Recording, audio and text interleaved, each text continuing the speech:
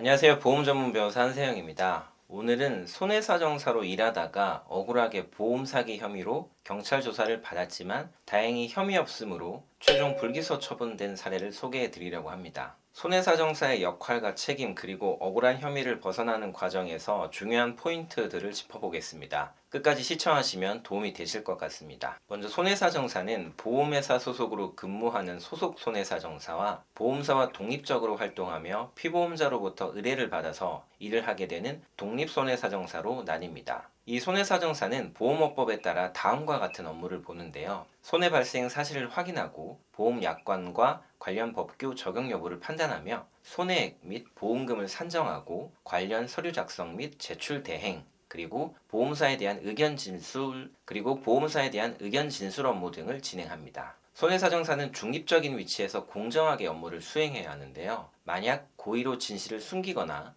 거짓으로 손해사정 행위를 하는 경우에는 1년 이하의 징역 또는 1천만 원 이하의 벌금에 처해질 수 있습니다. 또한 보험 사기와 관련된 혐의가 인정되면 일반인보다 더 무거운 처벌을 받을 가능성도 있습니다. 이처럼 책임이 막중한 직업이죠. 오늘 소개할 사례는 독립손해사정사인 A씨가 억울하게 보험 사기 혐의로 조사를 받은 사건입니다. A씨는 암벽 등반 중에 사망한 피보험자의 상해사망보험금 청구 사건을 맡아 손해조사를 진행했습니다. 한편 이 사건 보험약관에는 동호회 활동 목적으로 전문 등반을 하다 사고가 난 경우에는 보험금을 지급하지 않는다라는 내용의 면책 규정이 있었습니다. A씨는 유족과 면담을 하면서 피보험자가 만약 수차례 암벽 등반을 한 것이 아니라면 동호회 동료들에게 그와 같은 내용의 진술 확인서를 받아달라고 요청했습니다. 또 혹시 보험계약 체결 시 모집인이 해당 면책 규정에 대해 설명한 사실이 없다면 그와 같은 내용이 기재된 모집인 확인서를 받아달라고 했습니다.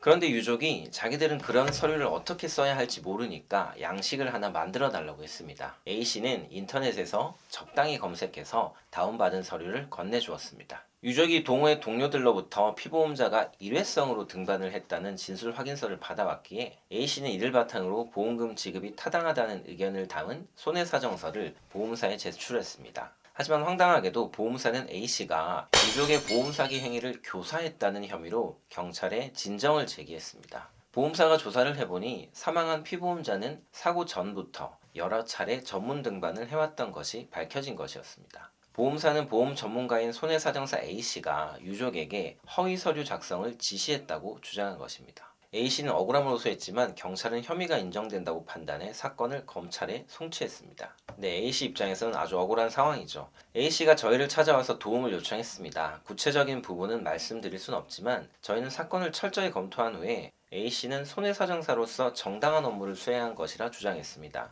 유족이 제출한 서류는 A씨의 요청에 따른 것이긴 하지만 그 내용의 진위 여부는 유족의 책임이지 A씨의 책임이 될 수 없다는 부분을 강조했습니다. 이러한 점을 증거와 함께 검찰에 충분히 소명한 결과 다행히 검사는 A씨에 대해 혐의가 없는 것으로 인정해서 불기소 처분을 내렸습니다. 이번 사례에서 A씨는 자신의 업무 진행 과정에 대해서 거의 아무런 자료를 남겨두지 않았습니다.